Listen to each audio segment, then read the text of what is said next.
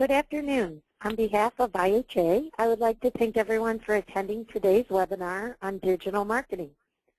Today's presenter, David Aronson from WSI Social Media, has over 30 years in the marketing and technology field.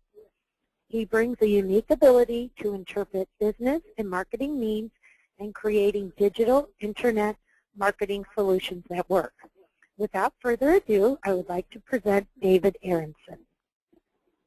Thank you very much, and thank you very much to IHA for hosting this. The topic is digital marketing, and we're going to have sort of an emphasis on social media marketing and the kinds of things that we need to do. So we're going to go from general concepts down to specific tactics and things that we all need to do. And I thought the best way to start was to sort of give a definition of what is digital marketing and what are its component pieces and how does it fit into the normal marketing mix. So on this chart, we have the basic things that you might want to do if you're doing any kind of marketing. And they might fall into, and probably do fall into, at least 3 areas. And those 3 areas are lead generation, let's call it credibility and brand awareness, and the last one is customer communications, and that could be prospect communications also. So if those are the 3 main areas and are the identified marketing goals of your campaign, within digital marketing, what are the components that might be used and which components fit into each of these marketing goals? So just generally speaking, and these are still very, very broad brushes, but there is pay-per-click, which is paid search advertising. There's SEO, or search engine optimization, which sometimes is called free search because it's not paid, but there's a lot of money that's spent in optimizing a web presence, and we'll talk about that. So it's not really free. You might think of it as pay-per-click is an expense. It's something that you pay for on an hourly, weekly, daily, monthly basis. SEO is something sort of like a capital budget. You spend it once, and then over time, it gives you lots of dividends as if you're buying a new piece of equipment. There's something that we call content marketing, and we'll talk a lot about that. Content marketing is all about creating content on the internet in all of the places that we could possibly create content. So it covers a wide range of very specific things that you might do, but there's an umbrella that's content marketing. And there's everyone knows about social media marketing, that's blogs and Facebook and Twitter and all the rest of it. We'll talk about that. And something that I personally believe that everybody should be doing is email marketing. It's the most cost-effective way of marketing of any marketing channel, period. As we'll start going back up this ladder, email marketing can also be used for customer communications and prospect communications. It can be used for credibility and brand awareness, and it also can be used for lead generation. So not only is it incredibly cost-effective, it's very, very versatile. Social media, not quite as cost-effective because you have to spend a little bit more time and money there, but also works very, very well across all 3 of the marketing goals: lead generation, credibility, brand awareness, and customer communication. As we move up the line here for content marketing isn't really great for just customer communication, but it's really great for credibility and brand awareness, and used properly, it can be very, very useful in lead generation. SEO, again, not for customer communications, but vitally important. The full circles here for both of them, very, very high priority for both credibility, brand awareness, and lead generation. And then the one on the top of the list, lead generation, is where pay-per-click really excels, but can also be used for credibility and brand awareness, just to ensure that your brand is there in the marketplace. So hopefully you have some idea of, in terms of the various things that one might do, all of these things are in the realm of digital marketing. Notice we didn't talk about other kinds of marketing. We didn't talk about magazine. We didn't talk about print. We didn't talk about radio. We didn't talk about television. none of those are digital marketing. Here's the digital marketing components, and here's your marketing goals. Any questions about this sort of first concept slide so we have an idea of where digital marketing fits inside your marketing mix? Then I'll go on to the next slide. Social media. Social media is a huge topic today, and I could have put up a slide that had a lot more social media properties than are here. We know about, the main ones. Everybody knows about Facebook. Everybody knows about YouTube. Everyone knows about LinkedIn. Everyone knows about Twitter. And at the very least, you should be and have a presence in these 4 social media sites. Just to give you an example about YouTube, and YouTube is vitally important, and videos are vitally important. YouTube is the 2nd largest search engine in the world. The first largest, of course, is Google. YouTube is owned by Google, which gives it sort of extra importance. So a presence on YouTube is absolutely vitally important. And I purposely made this one here, this Google Plus, larger than Facebook. At the present time, I know that Facebook is a lot more popular, has a lot more users. People spend a lot more time on it. But Google Plus is coming up fast. And because, quite frankly, Google is the elephant in the digital marketing marketplace, because it's 80% of all search, whether it's through YouTube or whether it's actually through Google or some of its affiliates. A lot of sites also actually have customized Google searches built in within them. Google is the elephant, and we need to be very careful and watch out. And Google Plus is coming up very, very quickly. So if you don't have a presence yet in Google Plus, you need to have one. You need to find out about Google Plus, and you need to start using it. The other one that's coming up very, very quickly is Pinterest. If you haven't heard about it, you're going to hear about it soon. We've been seeing some things in literature that more links are being made to sites based and coming from Pinterest than any of the other social media sites. And it's very inexpensive to do things on Pinterest, and it's becoming more and more effective. These, I believe, the social media sites that I've mentioned on this slide are the main ones that you need to concentrate. Now, there's one major question here that you all should be asking yourself. Well, which one works the best for me? And anyone who can tell you which one will work the best for you doesn't know what they're talking about. Unfortunately with this, you have to try it, because social media is actually the same thing that we've always been doing. We've been going to networking events and sort of checking out the networking events and seeing whether we want to come back to that kind of networking event, see whether it works or not. We don't know, but we try them out, and some we find out work well, and we keep going back. It's really the same thing with social media, because social media is the same thing as face-to-face networking. It's just done electronically. And you might find for your particular brand, for your product, for your marketplace, for your target market, YouTube works really best, or Tumblr works really best, or Twitter works really best. But you're not going to know until you try it. The bad news is you need to try all of these. You need to watch them carefully. You need to measure the results, and you need to then emphasize the ones that are getting you the best return. Unfortunately, I can't tell you which ones to use and which ones not to use. You need to be careful of all the ones that are out there, and you need to be able to use all of them. The bottom line on all digital marketing, and let me say this sort of up front, the bottom line on all digital marketing is not getting traffic to your site. It's easy to get traffic to your site. What you want is targeted traffic. You want traffic that's going to convert. And by conversion, I mean they're going to give you a name and an email address. They do that by filling out a form, and they get something for filling out that form. They get on your email list for your newsletter. They download a white paper. They might download another white paper. They may download a sample. They might get a certain kind of credit. They get something, and in return, you get a name and an email. Or in the case of an e-commerce site, they actually buy something. what we want is targeted traffic that converts. And what we're trying out with all these social media properties is which one of these brings us the kind of traffic that actually converts. So we need to watch it carefully. We need to measure it and analyze it to make sure that we're using the right ones and spending the right amount of time in each one of these. Any questions about this?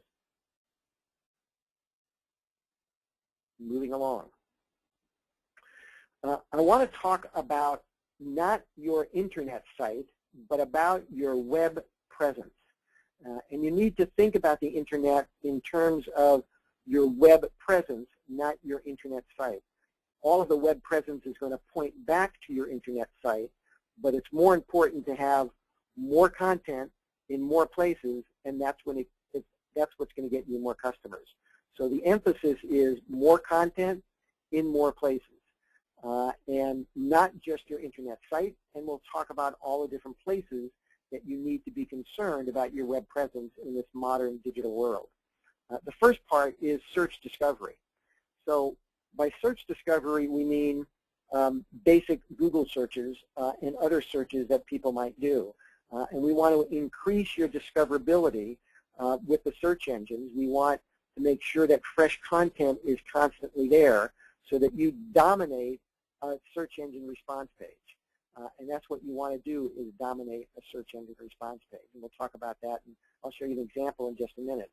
The other thing is that people are talking about you, and you can't control it. In some cases, you want them to talk about you because you want them to put up good recommendations and reports about you. And you need to be at least listening to that so that you understand what's being said, and you want to make sure that you're in as much control as possible of that content, because that content is there, and it is about you, and it's about your reputation. And the last thing is what we call social discovery. Within all of the social properties, whether it be Google Plus or whether it be Twitter or whether it be Facebook, again, people are talking about you, and you can instigate some of those discussions, and you need to be part of some of those discussions. And all of this, the search discovery, the reputation management, and the social discovery are all about more content in more places. If you have more content in more places, you will get more customers. And it's within these areas that you want to be in control and listening to what's happening so that you can dominate a place. And let me give you some examples of this. So if you're Coke, and someone searches for Coke, you want to make, oh, I'm sorry about that, and you want to make absolutely sure that you dominate this page. This is your page, and you want to dominate this page. Just a second, I got to go out here and can't do this. I'm very sorry.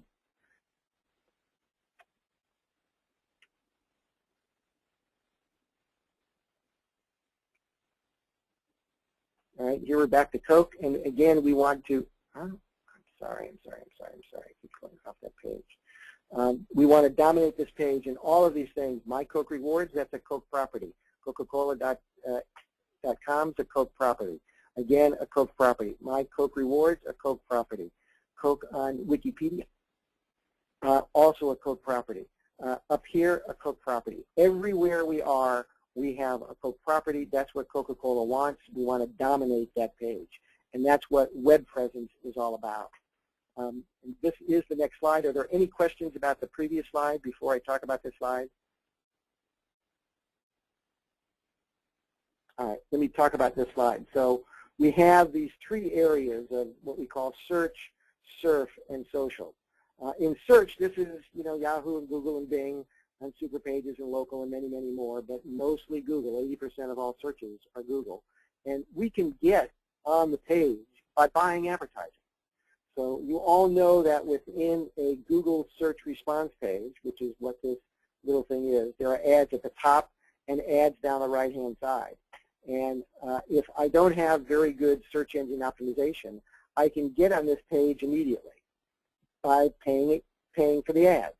So I can buy it. The other way I can do is through content marketing. We're going to come back to content marketing frequently. Via content marketing, I can put instances in, again, what we call the natural or free search portion. Let me show you an example of that as well. Sorry, come on. Oh, why doesn't this?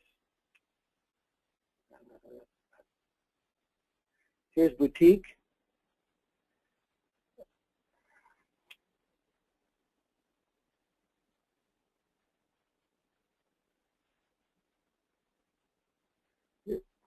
Why isn't this?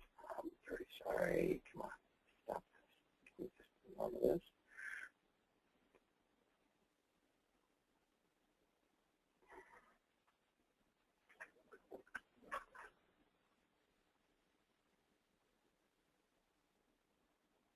So for US Boutique Med and Spa, some of these words are very generic words, and some of them are not generic words, but we want our boutique to come up.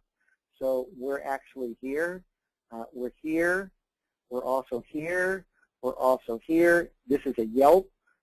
This is from our site. This is from a sister site.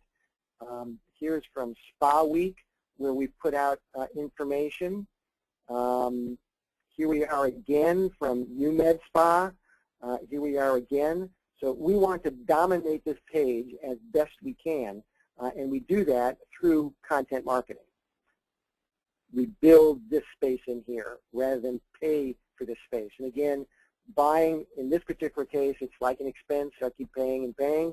I build this stuff, and it brings me dividends over time. When we're talking about surfing, we're talking about the news sites, the entertainment sites, and in particular the review sites. We can buy advertising on all those sites. In this case, it's display advertising. It's very, very much like magazine or print advertising. We're pushing out information onto the sites, and we can buy it. We can also influence through PR, through asking our clients and customers to give us reviews. So that's, again, a matter of content marketing. And we can do that just as well as pay for it. The expense over on this side and the capital expenditure over on this side that pays us dividends for a long time. And then the same thing is done in social. On Facebook and in Twitter and in other social media sites, I can buy advertising. So as people are perusing the social media site, they're seeing the ads that I've paid for. At the same time, I can influence it by having likes, by having friends, etc. Within the Google Plus world, having circles and sending out information to circles. But the fact of the matter is, I need to be in control of all of this, and all of this is my web presence. And I can either buy it or build it. Are there any questions about how we go about this and what we mean by this web presence and having this web presence strategy across all of the various ways that people might find us on the Internet?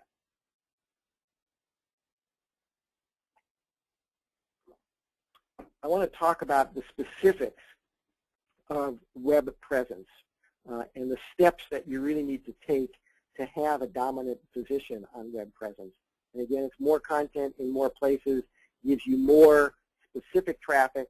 You want to dominate a search engine response page. That's what this SERP is, a search engine response page. We want to dominate it, just like we showed the med spa in Texas dominates the page. So the first thing that you need to do is define your target market. And within your target market, more importantly, you want to be able to develop personas. And what's a persona? So let's take as an example a toaster. I might have a simple toaster that just toasts 2 pieces of toast and has a simple dial that tells me whether it's lighter or darker. The person that buys that is a certain kind of persona. They're looking for an economical but very utilitarian piece of equipment that does one thing, that toasts toast. I might have in my line not just a toaster, but a toaster oven that can cook a small roast besides make toast. And the persona of that person who's going to buy that product is entirely different. Well, on my website, I need to talk about both, and I need to demonstrate both. So let me give you an example of someone who has looked at their personas. Advertising agencies, the information that's there is different than the information that's there for business owners. Come on. The information for business owners is very different. And I'm also saying to the public that gets to this site, oh, by the way, here's the kinds of companies and here's the kinds of people that we want to do business with. And identifying what their problems are, what their responsibilities are, what their key questions are. So I've identified the personas, and underneath, the things that I actually do for each one of these personas is the same, but I'm going to do it in a different way based on what their particular specialist needs are.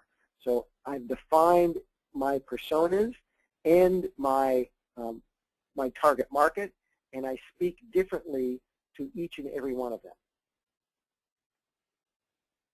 Does everyone have any questions about that?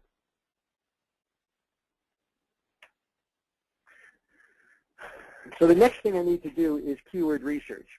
And in keyword research, I need to try and understand what a user would type in order to find my product or service. And there's a tool that we can use. It's a very simple tool. It's a free tool. This is actually within one of my Google AdWords accounts, but I can type in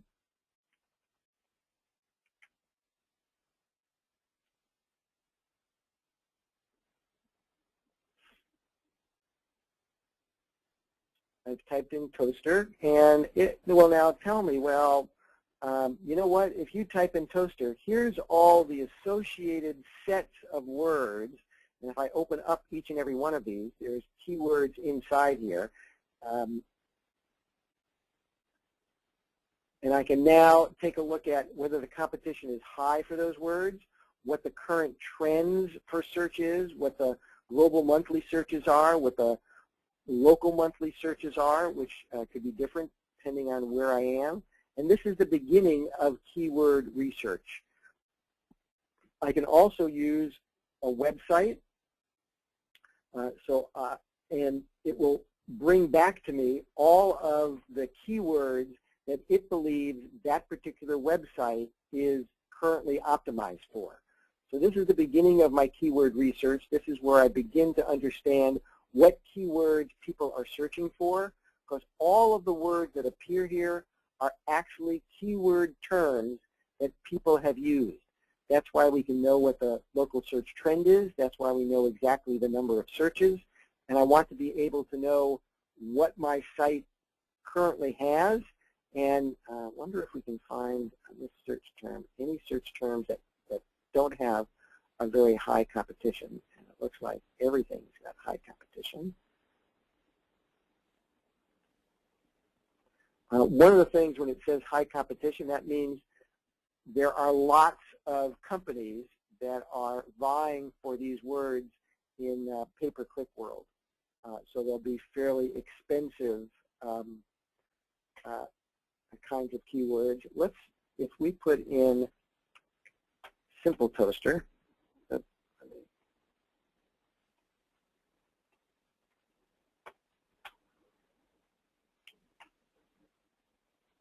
let's see if we get a different set of terms. We do get almost an entirely different set of terms and different sets of companies. And as we get the different sets of companies, we now have competition. We now have low, toast without a toaster. I'm not exactly sure what that is, but a toasted oven. And again, that seems like what is a toasted oven, but it has very low competition and has a high number of searches. So this is a word that we might want to optimize for because the competition is low and it has a lot of searches. And if we can put out lots of content out on the internet that's focused on this word because the competition is low and there's lots of searches on it, then our content will be found on the Google search engine response page.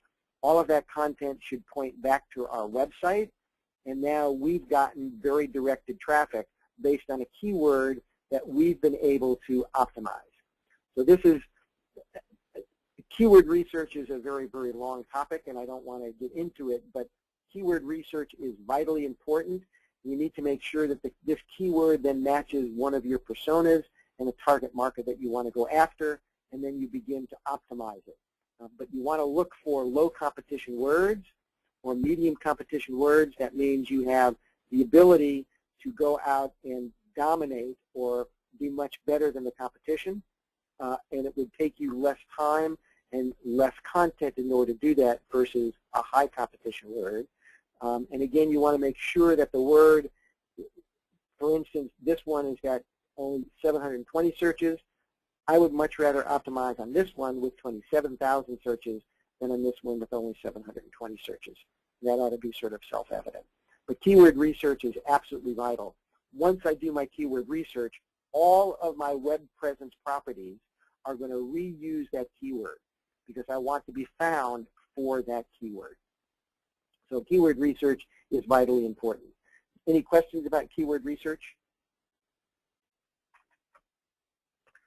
The next important thing, and I've really sort of already talked about it, but all of the assets, every place that you are, whether it's on Facebook, whether it's on Google+, whether it's on Twitter, whether it's on Tumblr, whether it's on Digg, whether it's on Flickr, whatever the properties, plus your own site, plus your own blog, all of them need to be optimized with the same keywords.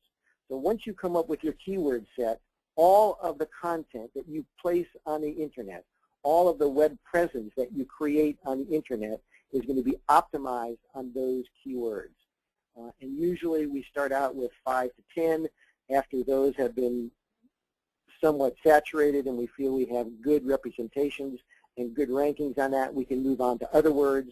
And as we're building the content through content marketing, that means we're, again, investing as we're doing a capital budget. We're investing in things that are going to give us returns over time because we've created the target market, we've done the proper keyword research, and we've optimized all of those web presence properties around that same keyword set.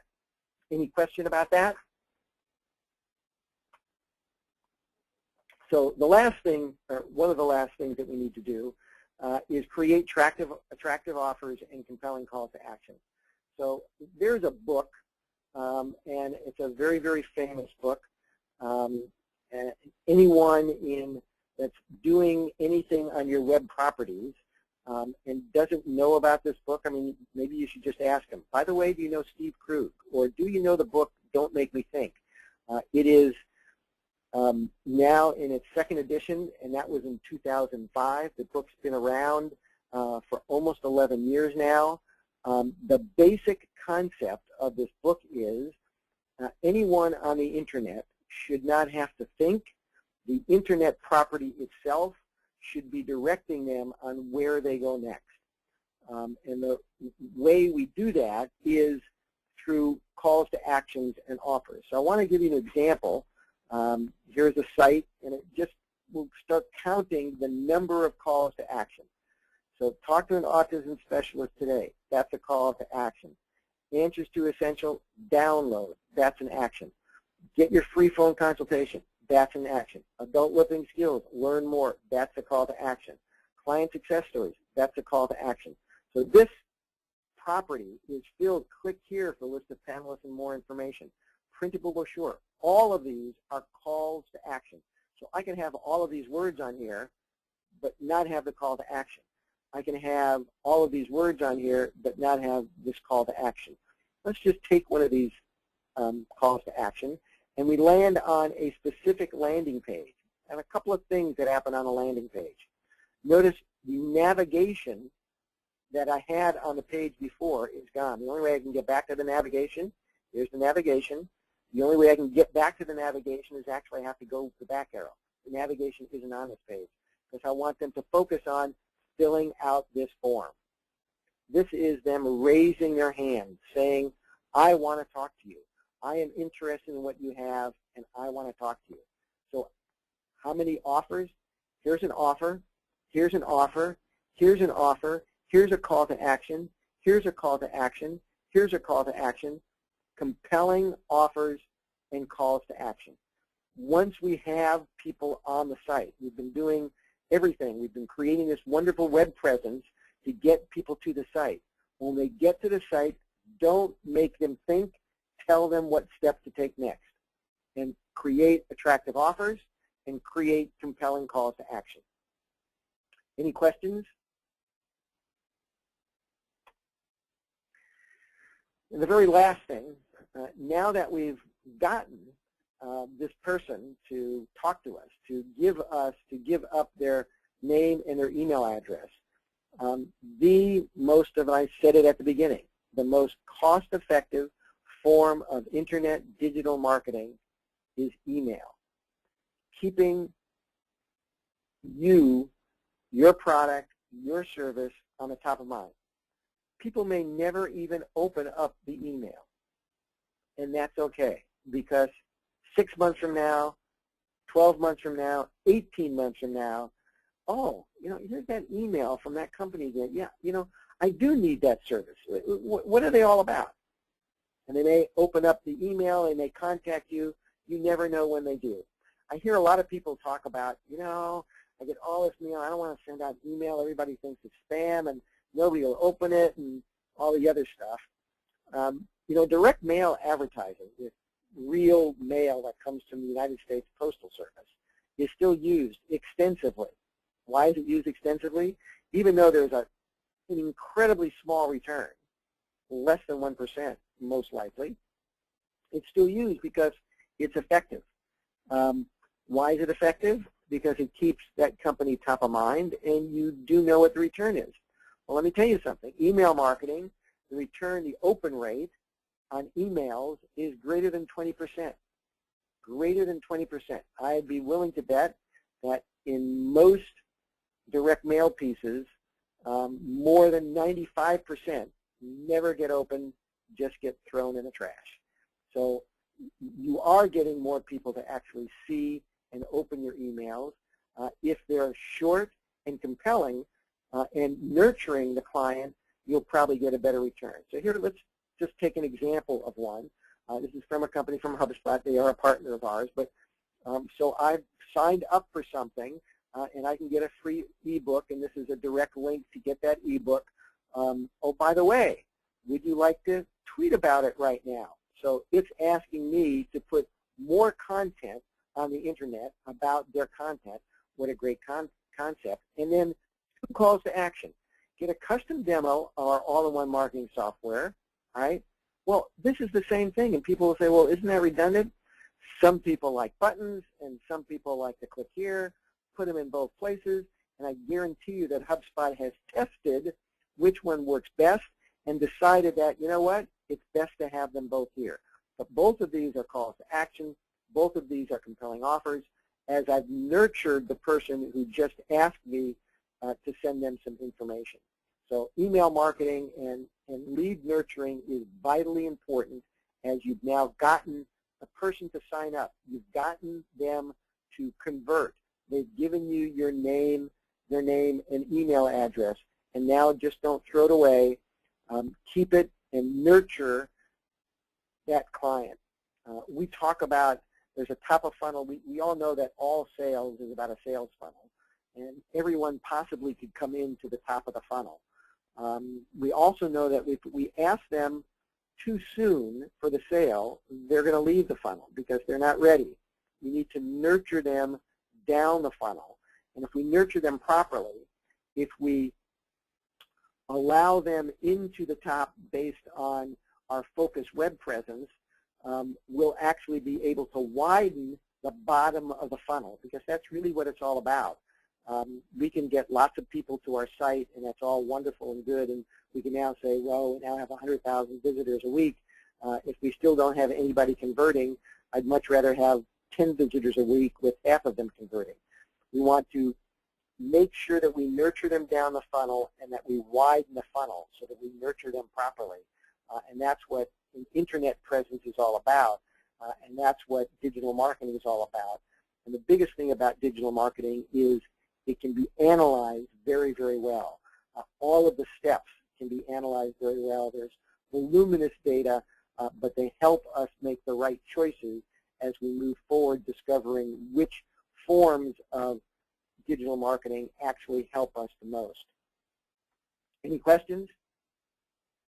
I'm done with my prepared statements. I just want to thank Jim Zimmering, who is a past member of IHA, who helped set this webinar up.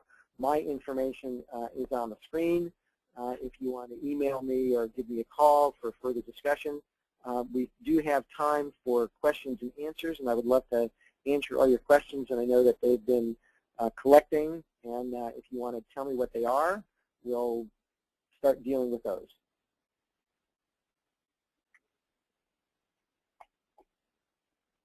And thank you, everyone, and thank you, David, for this great presentation. And I would like all the attendees to know that this presentation will be on IHA's website at www.housewares.org in our Knowledge Center. So you most certainly can go to our website, and hopefully all of you have found some great information from David, and will be able to encompass this in your daily business life. And if anyone has any questions, as David said, feel free to contact him or contact anyone at IHA. Thank you, and have a great day.